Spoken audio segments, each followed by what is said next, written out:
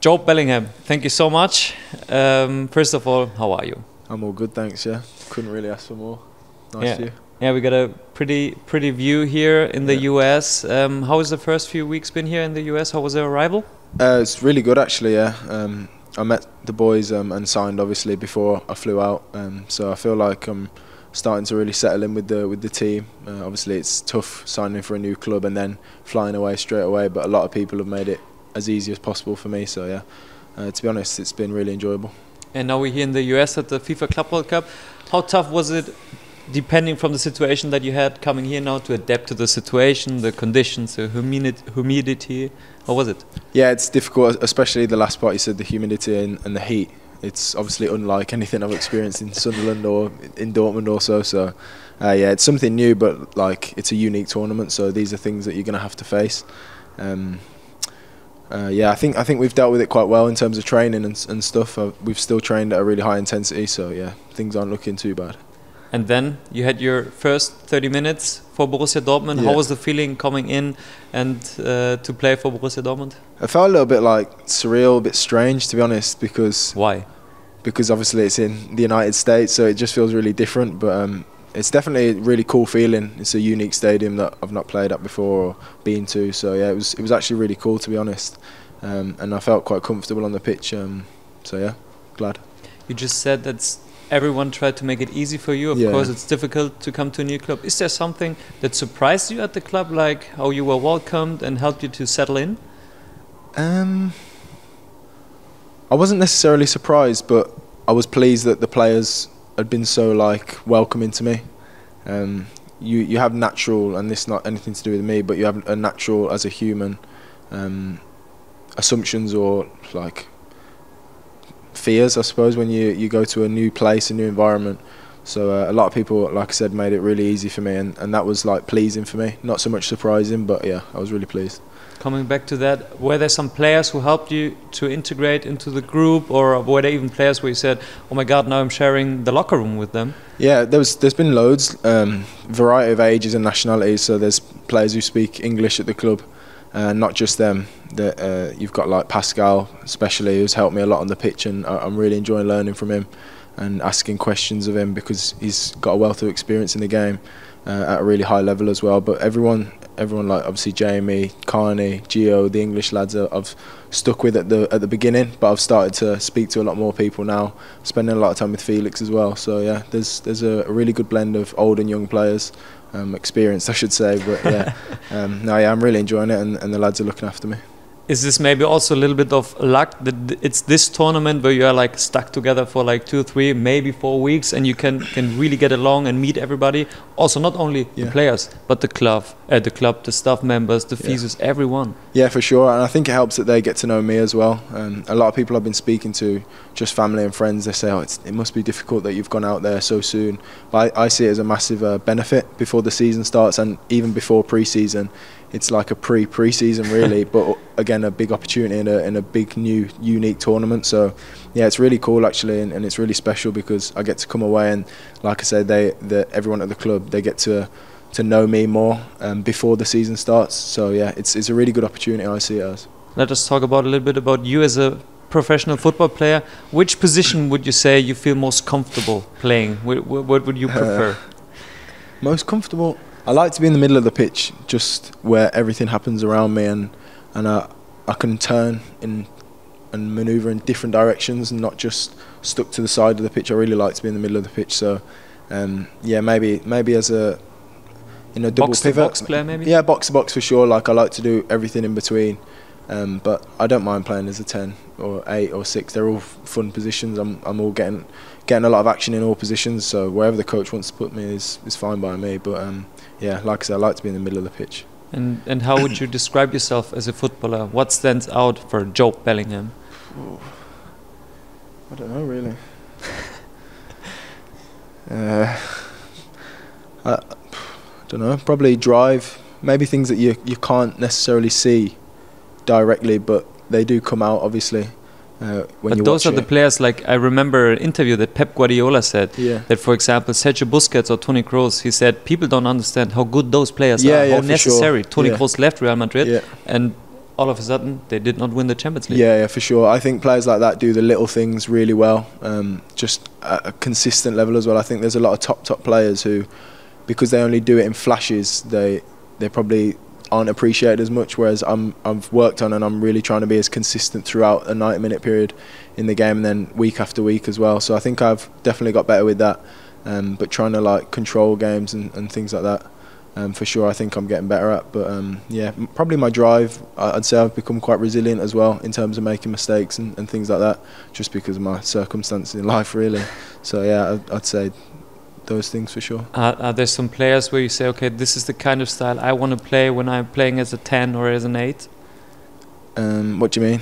Like role models as a footballer. Oh, okay. Sorry. No, it's okay. To be honest, I watch loads of midfielders like all day. Like people think I'm a bit weird, I think, but well, how you watch them on YouTube? On YouTube, your phone? yeah, YouTube, yeah, a lot on YouTube. I watch a lot of documentaries as well. So I've watched Gerrard's documentary so many times.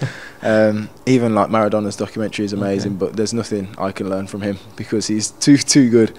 But yeah, players like even Patrick Vieira, I didn't get to watch him at all. I watch a lot of clips of him, which is strange really, because I always thought he was more defensive, but it turns out that he does everything really. And I watch players in that position, and now like a 6 or a box-to-box midfielder. So even Gerrard, I'm watching all the time, and loads of other midfield players as well. So yeah. Crazy. So you know, here also learning still on YouTube, right? Yeah, YouTube. Yeah, for my generation, this is the #1 source of clips and stuff. So of course, I watch also everything on YouTube. Yeah. You took a lot of responsibility at Sunderland. Yeah. How does it help to come here to Borussia Dortmund and shape you a little bit also as a football player and as a person? I think it was a massive experience for me. It's so beneficial. One that I would recommend to any young player to go and play for Sunderland, because it's a massive club and they're doing things in such a cool and unique and the right way, I'd say. So yeah, even the fact that you play in front of huge crowds, passionate fans, one of the biggest clubs in England, is massive. It's been massive for my development, playing different positions, learning, playing in big games as well. So I could go on forever, but Go on forever. No. Until we stop. I don't want to. You get bored of my voice, but no, yeah, it was massive for my development. Yeah, I think the main thing, like you say, is having the responsibility, being obviously like a leader in the group. So yeah, that was massive for me, especially at a young age. And then it will only stand me in good stead to come to a club like Borussia Dortmund, where you need to have those things. It's not a case of, well, you might not have it or you have it. You need to be able to stand up to challenges, I think. So yeah. It's really good to have. Where is this maturity coming from? Is it like, do you have mental coach? I don't know, but because it seems like you're so mature already. Yeah, well, I think upbringing, circumstances and things. So parents. Parents, yeah, also, but the environment, just that you come up in, especially footballing environment. I've been blessed to have a safe upbringing and stuff like that in school and in football. But in terms of football, it's been tough. I've played it, like coming up at Birmingham, you play tough games, like you're usually not the best team. So things like that, you just learn resilience, and if you just keep on going, you fail a lot and then you have to learn. So that's literally all I've done. But do you learn from that failures the most? Yeah, for sure, yeah. I always go back and review things, and I have people around me who help me, who care. I think that's the #1 thing, and that's why one of the biggest reasons I came to Borussia Dortmund is because I feel as though there's a lot of people here who care and truly care about my development. And then they have the expertise as well, and you can see that with so many case studies of players that they've done in the past. So it's a no-brainer for me really to come here. Yeah, I feel like there's a lot of people who care for me, and I think in a young player's development, that's #1. You just talked about that you played big games in front of big crowds. What do you think of die gelbe Wand?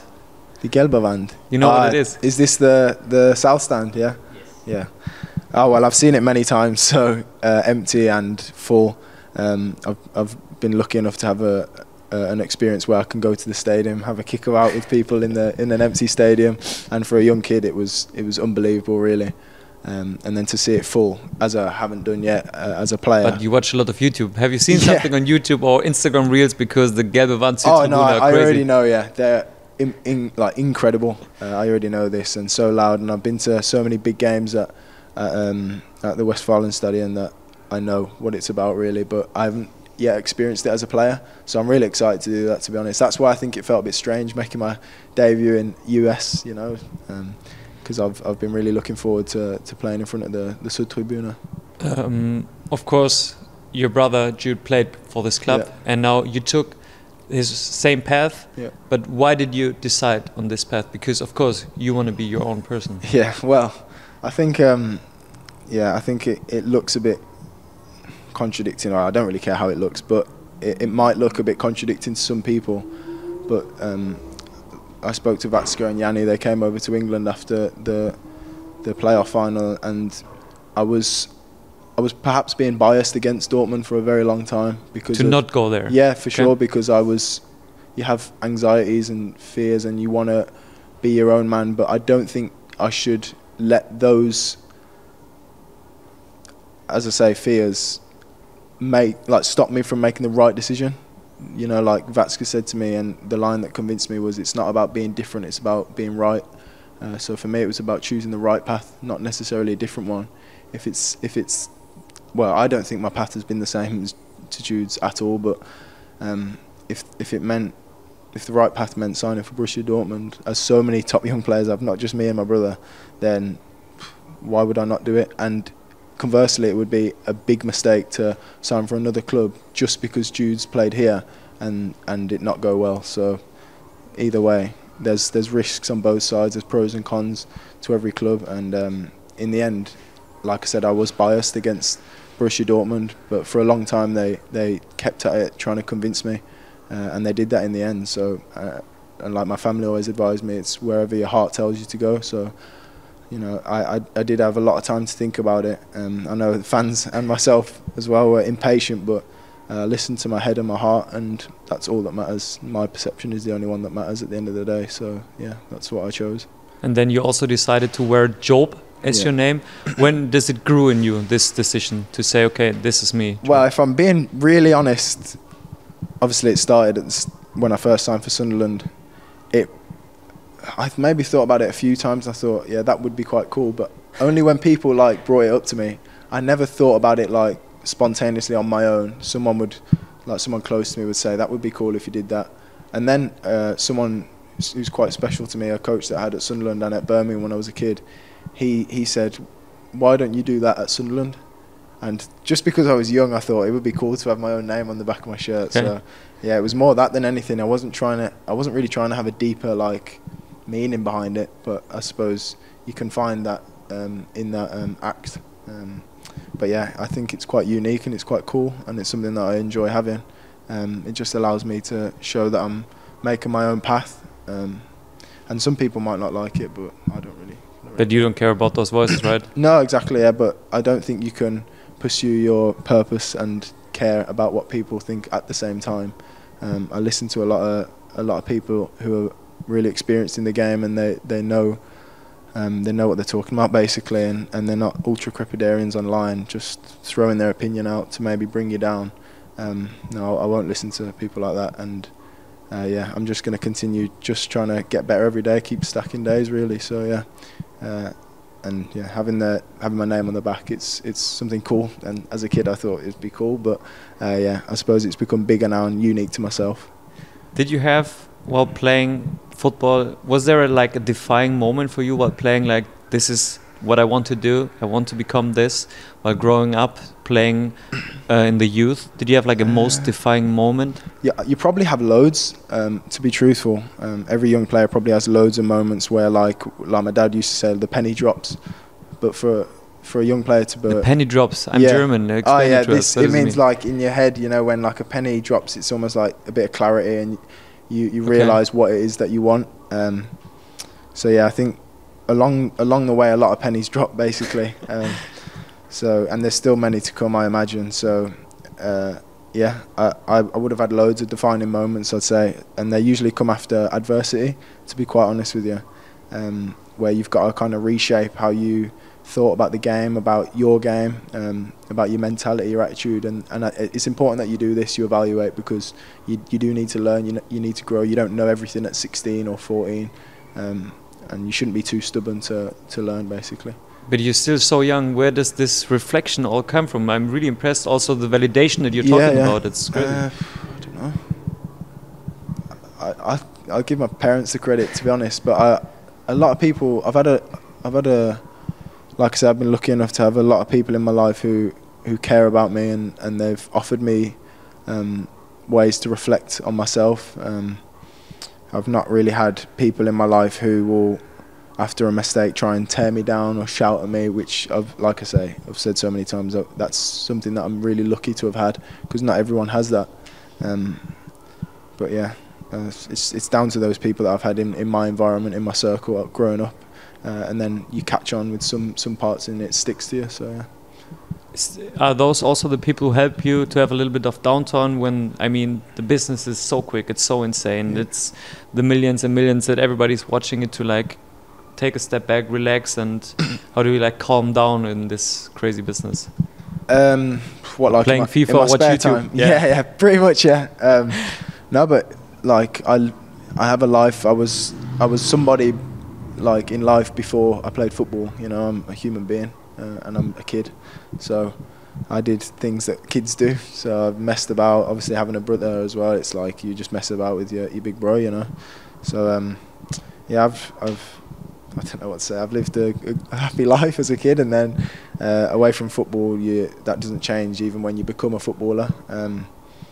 So yeah, it's important to. A lot of people say it, but live in the moment and stuff, and enjoy the present, which I'm not very good at doing, but I'm getting better. So.